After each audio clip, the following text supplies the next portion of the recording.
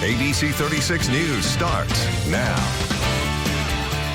Good afternoon, Kentucky. I'm Doug High. And I'm Lisa High. Thanks for joining us. More help is on the way for flood victims in the state. According to Governor Andy Beshear, President Trump last night approved Beshear's request for an expedited major disaster declaration. The approval includes public assistance for Kentuckians in 10 counties impacted by last week's deadly historic flooding. According to the governor, those impacted can now apply for FEMA assistance either online at disasterassistance.gov or by calling 1-800-621-FEMA or through the FEMA app. Yesterday, Governor Beshear announced the death toll from the flooding was up to at least 22 lives lost. And as we mentioned today, more federal aid is coming from FEMA, and it is on its way for Kentuckians after the recent severe weather. Now, according to Governor Andy Beshear, individuals can apply for thousands of dollars in assistance. But as ABC 36's Walker Simmons reports, questions still stand about what FEMA in the future will look like. Cleanup is in full effect across the Commonwealth as Kentuckians assess damages from recent severe weather. Now, individuals, businesses, and nonprofits across multiple counties can apply for newly approved federal funding. It would also open individual assistance with a max grant award of $43,600.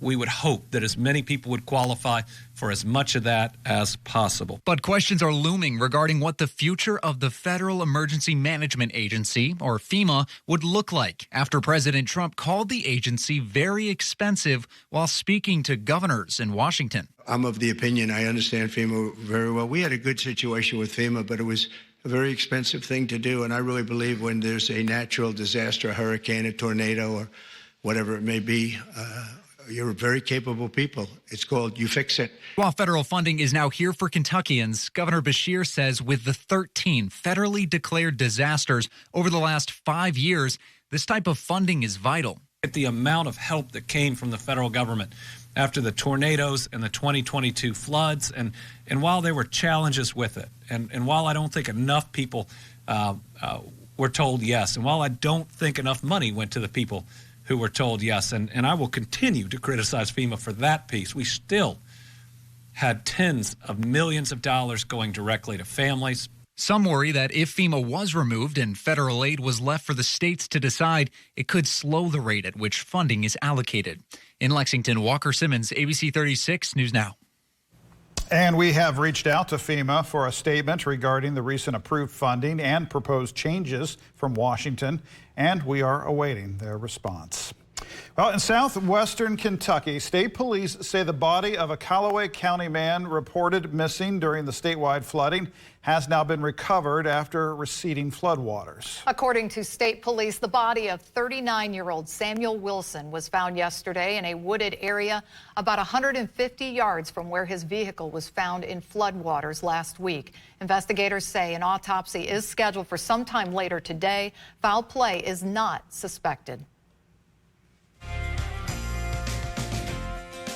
Chief Meteorologist T.G. Shuck with us now, and T.G., we love the word overperform. Yeah, how about that, huh? What are we doing in here? Yeah, right. I'm feeling like spring big time. I mean, we did yesterday, but today we had a few clouds early, but that was the key. They were early. Much of the day has been filled with sunshine. Nice early morning shot from Cleve Wheatley down in Taylor County. Notice visible satellite compared to this time yesterday. Not a whole lot going on. A few fair weather clouds out into far northeastern and northern Kentucky. That little trough swinging through the area. As we mentioned yesterday, no big change in air mass on either side of the front. In fact, with the sunshine and that south wind, pretty shot there at the end of Main Street, Triangle Park area of downtown Hazard in Perry County. You see the cloud-free skies, sunshine, and 65. Winds are west to southwest at about 10 to 15. That's really helping to push our temperatures. Check this out. How about mid to upper 60s, 68 here in Lexington, Manchester. Same story, Williamsburg down to Somerset. One of our milder days in quite a while. And look at how much warmer it is, even compared to 24 hours ago. So each day we've tacked on since Sunday a good solid 10 to 12 degrees. This is much more like it. Look at Nashville, 72, 75 in Chattanooga. And we've got one more day of this because that next system is going to come rolling in.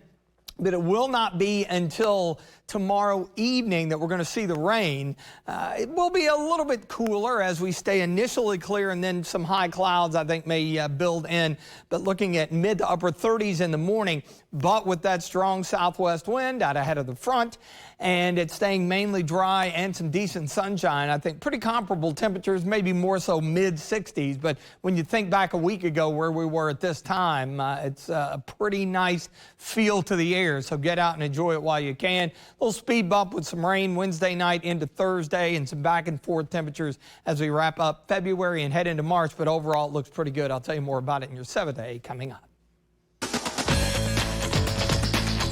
All right, thank you, TG. Well, a traffic alert in Lexington. Police responded to the I-75 northbound on-ramp just before 12:30 today after a semi-truck overturned. Now, officials say no one was injured, but the crash is still under investigation. For now, the northbound ramp remains blocked.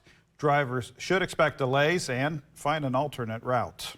2 people are behind bars after a 14-year-old boy was found unresponsive and later died. According to a citation, deputies responded to a home on West Highway 92 early Monday morning and found the teen not breathing. He was rushed to the Wayne County Hospital where he was pronounced dead. The citation says the boy had serious injuries, and during the investigation by deputies, Jeremy Ridner and Billy Bolin admitted to knowing about those injuries but never sought medical help. Both are charged with first-degree criminal abuse and are being held in the McCreary County Jail. An autopsy is pending as the investigation continues. And now to an ABC 36 update. One man has been arrested after responsible for shooting a parked vehicle yesterday. According to police, 29-year-old Cardreas Winters was arrested yesterday after officers located him near the scene. He's now being charged with 2 counts of wanton endangerment, possession of a firearm, and trafficking marijuana. According to police, a man wearing all black clothing allegedly fired multiple shots into a parked vehicle around 3 yesterday afternoon. This was on Armstrong Mill Road. Before taking off, investigators say no one was hurt. Winters is scheduled for a court appearance for his arraignment. It happened 1 o'clock this afternoon. He's currently being held at the Fayette County Detention Center. We're working to learn more about an officer-involved shooting in Knox County. Kentucky State Police say the shooting happened Monday evening on Hubbs Hollow Road in the Rockholds community. ABC 36 News requested more information on the shooting from KSP. We were sent an email that said details would be coming from KSP headquarters in Frankfort since its critical incident response team is investigating. We'll update this developing story as we learn more information. A former Clark County Sheriff's deputy is facing charges after being accused of violating strip search procedures. According to the Lexington Herald-Leader, 26-year-old Corey Cornett pleaded not guilty last week to a misdemeanor official misconduct charge. Court documents say Cornett video recorded a strip search of a woman in custody and insisted on being present, violating policy and the woman's privacy.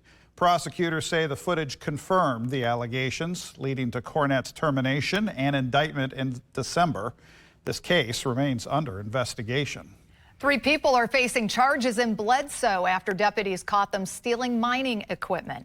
The Harlan County Sheriff's Office says they found Nelson Brock, Stacy Brock, and Doug North loading the stolen items into a truck. They were arrested and charged with criminal trespass, theft, and possession of burglary tools. Elon Musk is doubling down on his email to federal workers, telling them to reply what they did at work last week or lose their job. The deadline was midnight, and even as President Trump supports the idea, part of his own administration are telling workers not to respond. ABC's Perry Russum is in Washington. Confusion for federal workers over whether or not they should respond to the ultimatum email from Elon Musk. Reply with what they got done last week or lose their job. President Trump yesterday calling the email genius. We're trying to find out if people are working. Even with Trump's support, the Office of Personnel Management calls the request voluntary. The Pentagon, FBI, and Department of Justice are telling workers not to respond. The Department of Health and Human Services first telling employees to respond, only telling them not to respond 6 hours later, then finally telling them they can respond, but warning employees should assume that what you write will be read by malign foreign actors and tailor your response accordingly. Republican lawmakers facing frustration from their constituents back at home over Musk's power in the government. This town hall at a coffee shop for Missouri Congressman Mark Alford turning into a shouting match. Elon Musk has contracts with the federal government. But he is also, I think, doing an effective job. Conflict of interest! Show me! There are a lot of people who don't want. I think the vast majority of the American people understand and applaud and appreciate the DOGE effort, the goal to scale down the size and scope of government. While Republican leadership praised DOGE's work, Democrats question the overall intent. When you have DOGE go in and just start doing these random firings, they have no context for what they're doing. Today, the Department of Government Efficiency is claiming they've saved an estimated $65 billion. There is no way to verify that number. They say the money is coming from canceled government contracts and grants, as well as reducing the government workforce. Perry Russum, ABC News, Washington. Well, native Kentuckian Cassidy Rowe is the only in-state player in the UK women's basketball team this season. Her story of bleeding blue from the beginning of her basketball career is just some of what people know about her journey. Later in sports, Forrest Tucker fills you in on the rest of her story. Well, the spring-like air continuing on this Tuesday. Plenty of sunshine, afternoon highs surging into the upper 60s, even approaching 70. It feels great out there. Enjoy it while it lasts. Some changes, not until the late week, though. More on that in your 7-day coming up.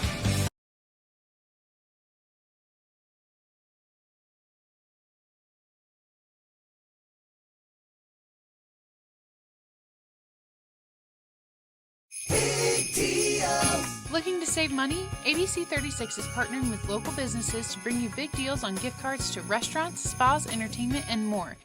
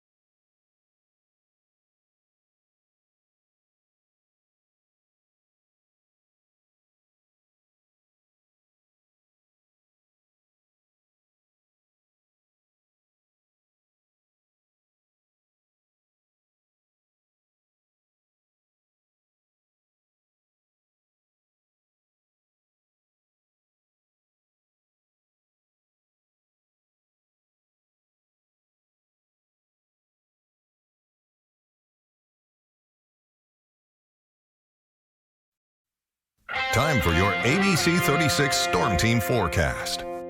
Welcome back, friends. Well, I gather that I have enough time to at least get home after work, walk the dog. Of course you do. You know, enjoy the weather. Well, it's not like we're going to drop to 30 in like 2 hours or anything like that. But yeah, thank goodness. If you can find an open door and get outside right now, run for it because, we'll see you at the end of the show. Just an amazing day out there. It's really nice, especially when things work out a little better than even anticipated. A little crocus here, sign of spring. This from Christy Gaskill up in Grant County. And how about a little baseball? The Batcats home opener Coming up here at top of the hour, taking on University of Evansville out of Kentucky Proud Park, first pitch. And it goes without saying, for late February and the home opener, it really can't get any better than this. I mean, this would be ideal if it was the end of March or the beginning of April. So nice afternoon for baseball out there, a little bit of a breeze. Not a whole lot going on, a few fair weather clouds. You can see on the visible satellite that trough that moved through earlier. A few sprinkles across northern Kentucky, a little more organized activity off to the north. Looking beautiful out at the Kentucky Horse Park. How about a big whopping 68? You can think that west to southwest wind at around 10 to 15. So that's just pushing in the milder air up on the hilltop near Hindman, Knott County. We're at 65. So across the board, it's been a little while since we've seen readings this high, and the weather has been as nice as it's been. So we're mainly into the upper 60s, and even compared to yesterday, we're a good 9-10 degrees milder. And remember, yesterday we were anywhere from 10 to 15 degrees better off than where we were late in the afternoon on Sunday. So we've really climbed the ladder, even north up toward Indy and Columbus, right around the 60-degree mark, and in the 70s down across the Tennessee Valley in the mid-south. High pressure helping us out again with that west to northwest flow. There's our next weather maker, a frontal boundary, which is going to drop through here, but it won't arrive until tomorrow night and into the day on Thursday. So temperatures will drop off a little bit. Winds aren't going to be overly strong. I think we'll see mid to upper 30s. We stayed 40-ish this morning. Nothing we can't handle for this time of the year. And then notice a good bit of sunshine tomorrow. If the clouds are a little bit delayed, we could easily get where we are right now. But I think most locations mid to upper 60s, nothing to complain about. That southwest one will kind of counteract those clouds trying to increase. So this chance of rain tomorrow is really in the evening, and then it will carry over into Thursday. Now, initially it looked like probably just a morning chance as the front moves through, along with some cooler air. But some of the data indicating a little energy on the backside of it later on Thursday afternoon. So we're just going to keep the scattered shower chance in throughout the day on Thursday, probably upper 40s to right around 50, so it will be a little bit cooler, but it's not going to last. A chilly start Friday, but a southwest wind ahead of this next trough that'll dig in on Friday night into Saturday. But the trick with this one, similar to what we had last night, we're not really expecting anything in the way of rainfall with it. It'll knock our temperatures down a bit. Average highs now at 50 and climbing. By the end of the weekend, that system will bring a little bit more of a legitimate shot of some cooler air, but it's not going to last. Into early next week, the milder air builds back, and as we alluded to yesterday, some of the data indicating we could see some organized rain and storms in here about a week out. Mostly clear. A few higher clouds not off the table late tonight, 37. Sunshine mild with clouds increasing later in the day. Tomorrow, 65. And the extended forecast here. Again, our rain chances for Wednesday night into Thursday. Again, we'll back temperatures down a bit, and you notice a little bit of a roller coaster ride. The front moves through early Saturday, but the cooler air lags behind it, so we still reach the mid-50s. But notice the drop on Wednesday, and then we start the whole process over again into early next week. And again, next Tuesday, you could see some storms back around. Your 7-day forecast is brought to you by the Kentucky Department of Fish and Wildlife Resources.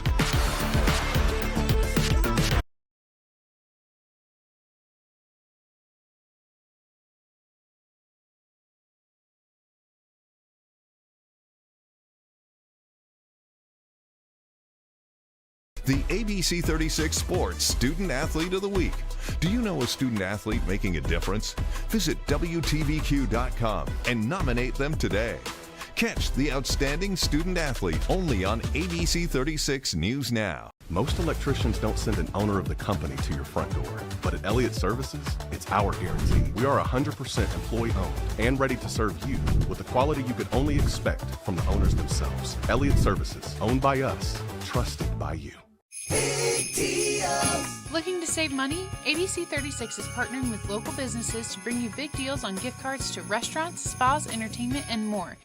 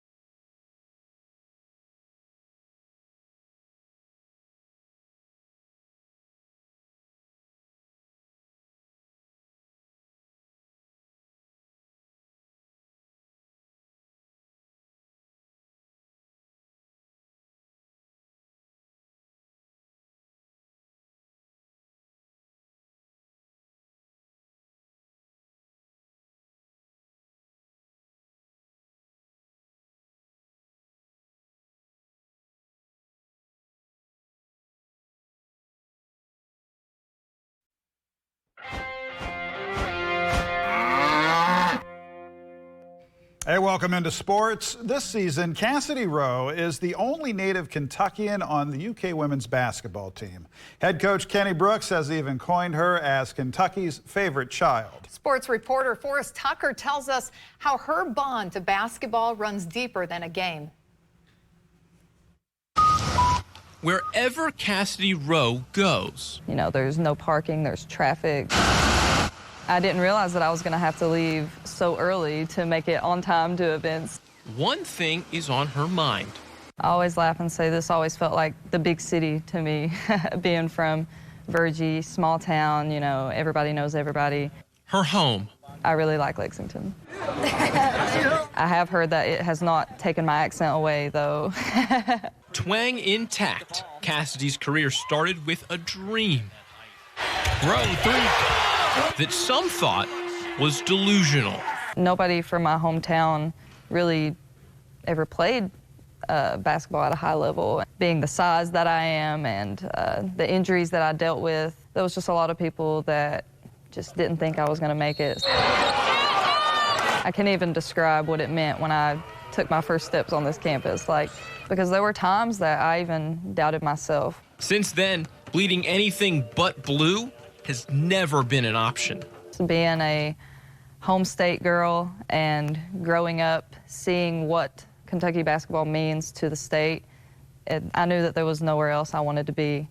Soon, she's trading all that in for a whole lot of white. That is so cute. I'm just ready to get my life started with him. Cassidy is planning the dresses, blush, rosy colors for the bridesmaids, the decor.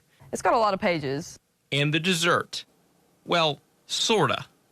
My busy schedule doesn't allow for me to do cake tasting. My mom is actually going to taste it for me and tell me how it is. For when she gets married to her fiancé, Connor, this spring. We grew up in the same hometown. What's even sweeter is how their paths crossed again. We never really actually connected until college. Within a few months, we both knew that we wanted to spend the rest of our lives together. That's just all God. After tying the knot, Cassidy will continue to walk by faith to death. I want to finish out my dream of playing college basketball. And follow her heart. And I'll also be starting physical therapy schools. Back home. There were a lot of opportunities that lack regarding physical therapy in my hometown. I want to bring different resources to my hometown. If you're not from there, you probably wouldn't understand why it's so special to me. It's just where I want to raise my family. Cassidy Rowe teaches us when you love something, let it go. But you'll always find your way back home. Forrest Tucker, ABC 36 Sports. And Kentucky is proud. Yes, congratulations to both of them. Outstanding young lady. Well, from the price of eggs and much more. That's right. We're going to cover it all in consumer news. Stay with us.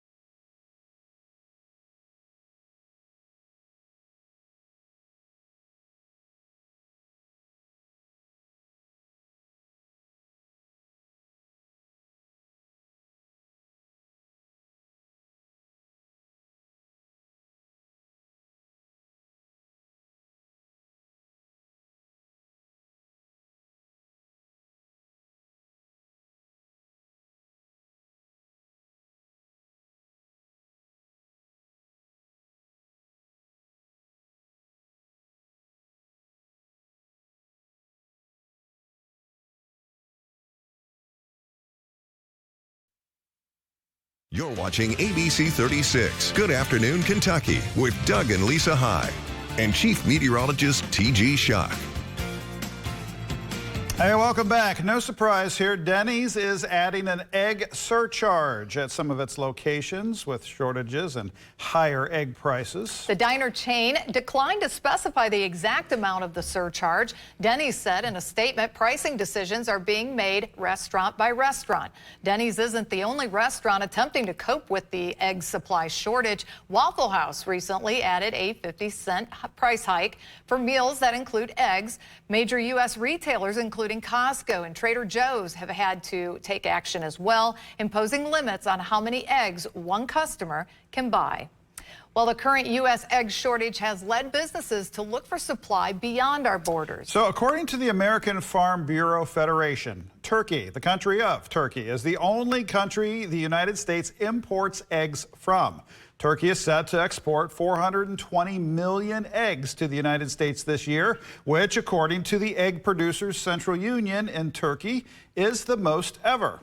Now, experts warn the increase in egg imports will not make much of a dent in America's egg shortage, especially if the bird flu continues to claim the lives of birds at its current pace. This avian flu has killed more than 140 million egg-laying birds in the U.S. since 2022, 17 million birds alone in November and December. The Bureau of Labor Statistics says that the price of a dozen large grade A eggs recently hit an average of just under $5. Prices are expected to rise another 20% this year.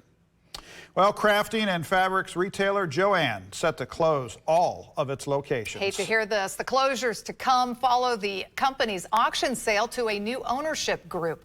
The chain filed for bankruptcy twice over the last year, with plans to keep some locations open. But now Jo-Ann says it will close all of its more than 800 locations. It will end a run of more than 80 years in business. The company opened its first location in Cleveland, Ohio in 1943. Going out of business, sales will be held at all Jo-Ann stores. The chain will no longer accept returns, and gift cards will only be valid through this Friday. Stay with us. We've got to look at your headlines after the break.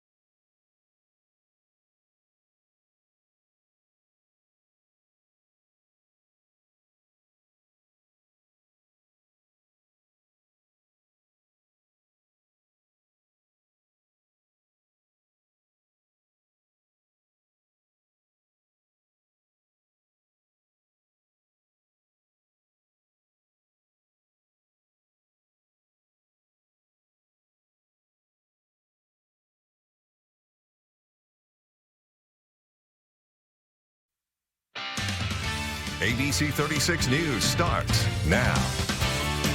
Welcome back into Good Afternoon Kentucky. I'm Doug Hott. And I'm Lisa High. Thanks for joining us. Let's get a check of your forecast now with Chief Meteorologist T.G. Shuck. T.G., we are loving these temperatures, oh, yes, but just worried about how long it might last. It's going to last a bit. Everything's relative because check out the difference here from obviously today compared to last Thursday. Look at that change. Yeah, last Thursday it was 20 for the high. Good solid 30 degrees below average if you're scoring at home. We had 3 inches of snow on the ground. And so far, 68 today. That's almost 20 degrees above average. So it's good old Kentucky weather for you in late February and heading into early March. It can go either way, but we're going to go the spring-like way at least for one more day. A few scattered clouds off to the north and east. Had trough that moved through early this morning. Now, it worked to our advantage because the skies cleared a little more quickly than anticipated, and that, combined with a west to southwest wind, really helped temperatures overachieve. Live look at Hazard there off the end of Main Street, Triangle Park, lots of sunshine looking good there. And Nicholas County near Carlisle at the Kentucky Mesonet site, 65. There's your west wind. It's more westerly than southwesterly now, but hey, we'll take these temperatures upper 60s, mid to upper 60s in most locations compared to this time yesterday. Some locations, Lexington down to Richmond and Mount Vernon, good 10, 12, 13 degrees milder. And so really looking very, very spring-like here. So, you know, sunset's getting closer to 6:30. So once you get off work, enjoy it. Temperatures will remain into the 60s once the sun goes down. We'll begin to drop things off. Yeah, it'll be a little coolish in the morning, but now that we can handle only mid to upper 30s, but a decent recovery. We do have that next system coming in, but enough of a southwest wind to push us back into the mid, possibly even upper 60s, despite some cloud cover moving in. And the good news is the rain's going to hold off until tomorrow night into Thursday. Going to have some back and forth, a little roller coaster ride with temperatures, but beyond Thursday, actually looks pretty good this weekend into early next week. More on that in your 7-day coming up. TG says enjoy it, but don't get used to it. Oh, darn. All right. Appalachian Regional Healthcare calling for donations to support flood relief efforts in eastern Kentucky. Volunteers, including Kentucky men's basketball head coach Mark Pope, have stepped up to assist, but he says more help is needed from the state to keep recovery efforts going. In the state and everybody in BBN, and if you just, it doesn't need to be today, it could be tomorrow, the next day, but just keep it in mind. 2260 Executive Drive, you could go drop it off and it'll be put immediately to good use. I'd be super grateful. ARH is asking for monetary donations, essential supplies, and volunteers to aid families still struggling. If you'd like to help, visit arh.org/floods to donate or sign up to volunteer. Every bit makes a difference.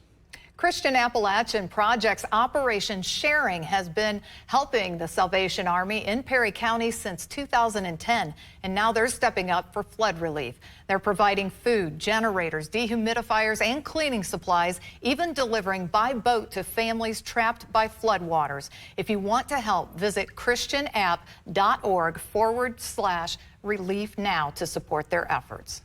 People across the world in the Catholic community are keeping a close eye on the recovery of Pope Francis. The church's leader remains in critical condition. ABC 36's Jane Davenport sat down with Father Jim Sichko of Lexington and shares the latest on his recovery.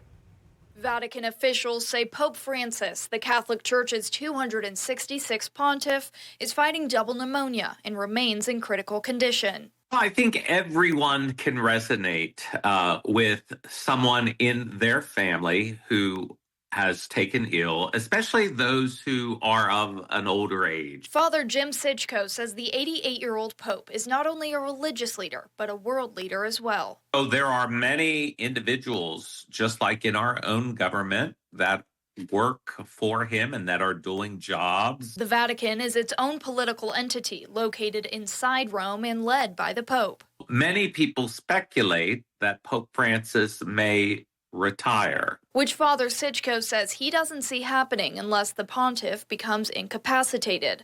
According to the Vatican, as of Tuesday, Pope Francis is not bedridden and can stand up. Even though he is very, very ill, He is very much alive. If he dies, Father Sitchko says the 9-day period of mourning begins, and the cardinals that Pope Francis has selected will go into a conclave and emerge when they have voted on a new pope.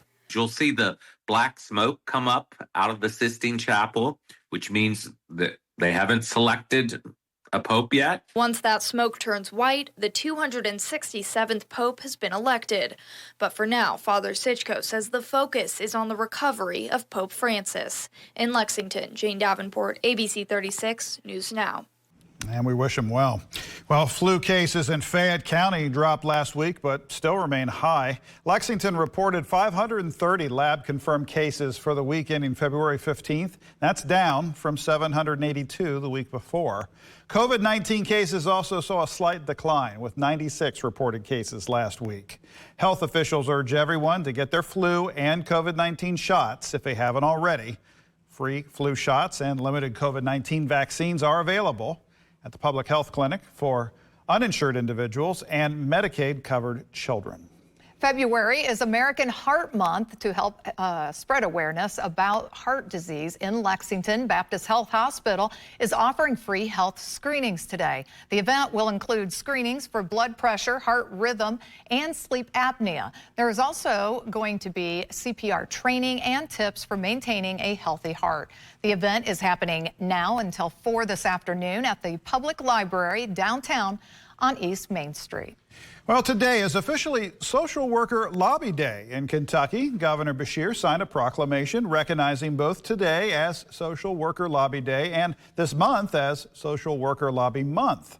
A rally at the Capitol Rotunda kicked off at 1 with Governor Beshear, First Lady Brittany Beshear, and the Lieutenant Governor, Jacqueline Coleman, speaking on the importance of social work in Kentucky.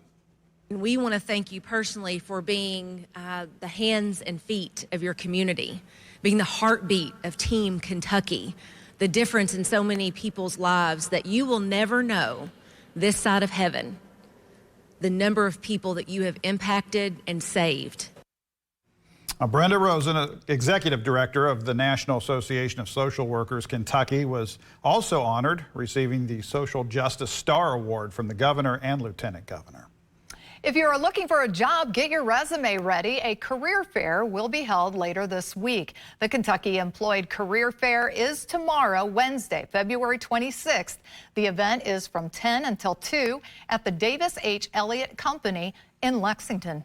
Kentucky State Police are cracking down on unsafe driving this week as part of Operation Safe Drive. This is a national effort targeting dangerous behaviors on the road. From today through Thursday, officers will focus on speeding and tailgating, impaired driving, and seatbelt violations. Commercial vehicle inspections will also take place at scale facilities to ensure compliance. KSP urges all drivers to stay out of truck blind spots, pass carefully, and keep a safe following distance. Their goal, fewer crashes and safer roads for everyone. A drug bust in Georgetown. Officers executing a search warrant on Gano Avenue last night. Inside the home, police say they found meth, heroin, marijuana, cash, and 67 counterfeit $100 bills. The investigation is ongoing, and officers are reminding the community help is available. If you or someone you know is struggling with addiction, you can call Georgetown Police for recovery support. Well, a preview of the Oscars after the break. It's happening this Sunday right here on ABC 36. And how this cat survived the journey is beyond me, but we're going to share his amazing story of survival. He must have used up at least 7 or 9 lives. That story coming up. Well, just a fantastic Tuesday here in central and eastern Kentucky. Feeling like spring. We've got sunshine, highs in the upper 60s, another day of it before few changes into the late week. Your 7-day forecast is next.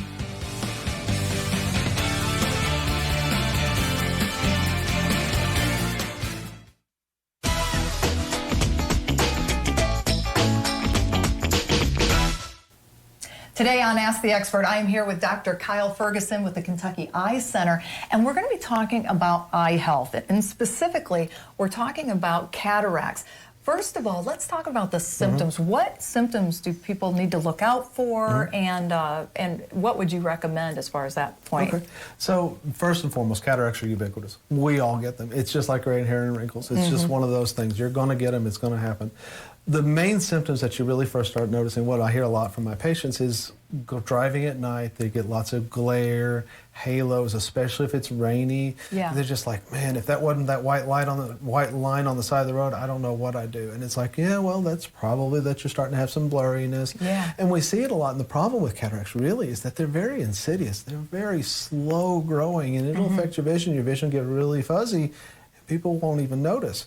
So that's the hard part, is what are we looking for? Well, glare and halos at night is the #1 sign. Okay. And then maybe a little blurriness at distance. Yeah. And then it's also kind of birthdays. The more birthdays you've had, the more likely you are to have them. So. Okay. Well, and when would surgery then be needed to correct that? So they progress. Yeah. It's a very slow thing. The lens in your eye is a lot like a tree. It gets rings just like a tree does.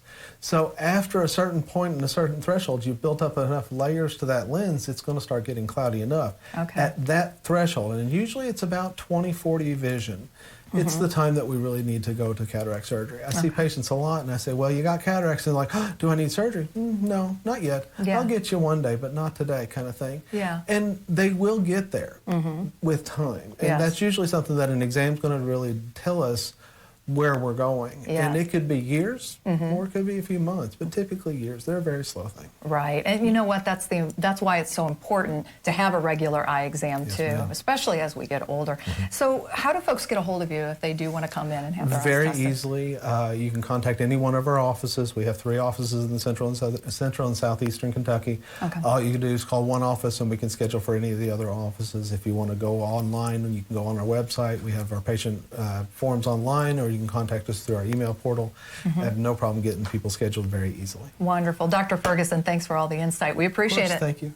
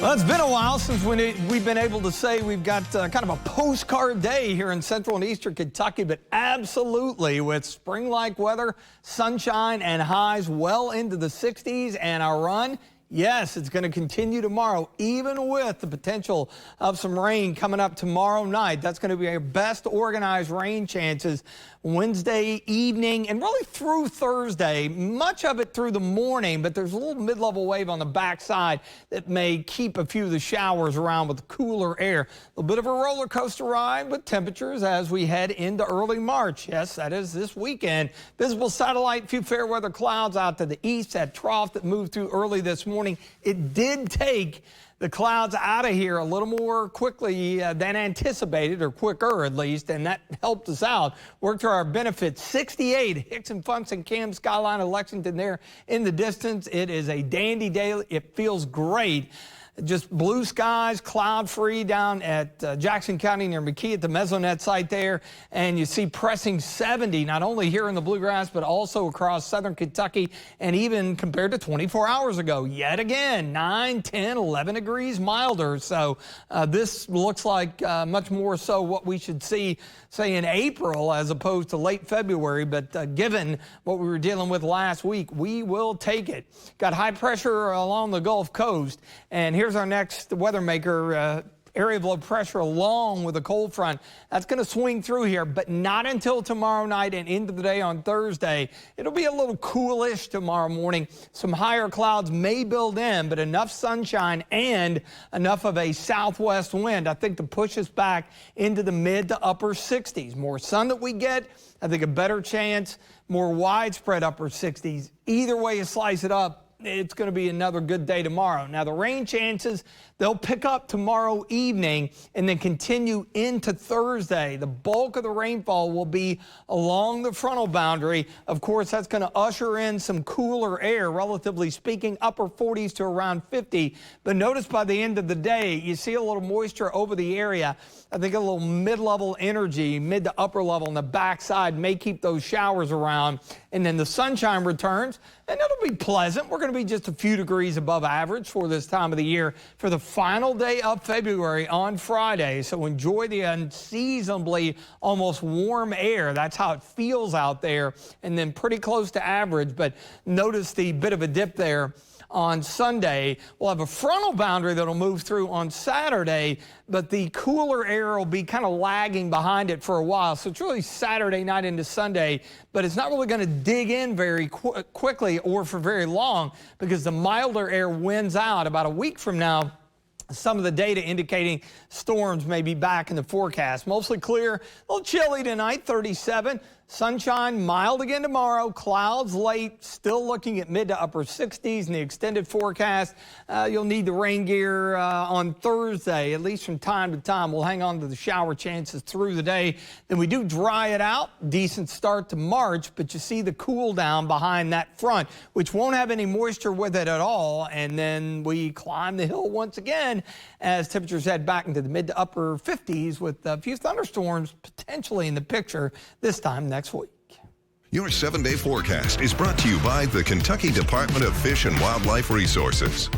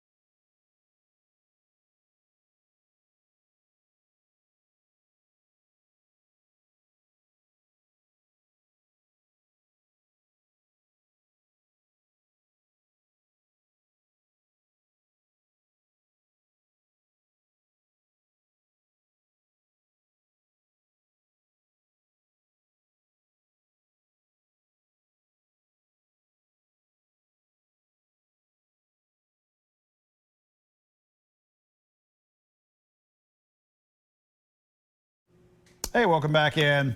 A missing cat makes a surprise return after making an incredible journey, shrink-wrapped inside of a couch. This couch moved thousands of miles across the country. It's unbelievable. It really is. Jeremy Roth has today's Take a Look at This. A family is breathing a sigh of relief after their cat, missing for several weeks, was found in an unlikely place, inside a couch shipped cross-country. You gotta be kidding me. It started when the Hansons were moving from Washington to Colorado. On the day the movers arrived, the family's cat, Sunny Lou, vanished. Exhausting all search options, the Hansons were forced to leave Washington without Sunny Lou. Or so they thought. 3 weeks later, when the furniture arrived, they heard a surprise yoo-hoo from Sunny Lou. I heard a meow. The calling cat was discovered inside the family's couch, shipped cross-country with the feline stowaway shrink-wrapped inside. Thousands of miles with no food or water, Sunny Lou was weak, but alive, and is now back in its loving family's arms following one truly odd odyssey. An unlucky dog is lucky to have found some help from some Wisconsin cops after getting its head stuck in a treat jar in an apparent attempt to nab the last milk bone. The bone-headed predicament was solved with some tools and a little elbow grease, and in no time flat, Murphy was freed. When asked to describe what the ordeal was like, the dog replied simply, rough. Finally, being a teenage girl can be rough. Most men wouldn't know, but this Alaska teacher now has a better idea of what some young women suffer through without easy access to essential menstrual products. A group of Anchorage students fundraising for just that picked this beloved male teacher and hooked him up to a menstrual cramp simulator, and low-voltage hilarity ensued. So far, the students' efforts have raised thousands towards their goal, thanks in part to this shocking but enlightening simulation. That hurts! For Take a Look at This. What are you looking at? I'm Jeremy Roth. I love that, and I want to get one of those machines. No, let's keep it out of the studio. Come on. All right, well, the Oscars are happening this Sunday, and some well-known performers will hit the stage during the awards' 97th show in Los Angeles. Yeah, we've got the Oscars right here on ABC 36. The stars of Wicked, Cynthia Erivo and Ariana Grande, are set to sing, along with Doja Cat and Lisa of Blackpink, Queen Latifah, so many. Now, this year, the Oscars will not feature performances by the nominees for Best Song. The show's producers decided to scrap that idea. Instead, the musical performances will celebrate the filmmaking community and some of its legends. Okay, well, I kind of look forward to those songs sometimes, but that's okay. We'll roll with it, right? It's going to be a big night right here on ABC 36 this Sunday. Well, let's get a final check of that forecast with TG. Well, our weather's been Oscar-winning today and will be again tomorrow. Very much needed. The rain's going to hold off until late day into Thursday, and you see some back and forth as we finish out February and kick off March. You know what we're going to say. Get outside Please. and enjoy this weather. Yes, absolutely. Never know. Give us 24 hours here in Kentucky. Might be a whole different story. See you soon.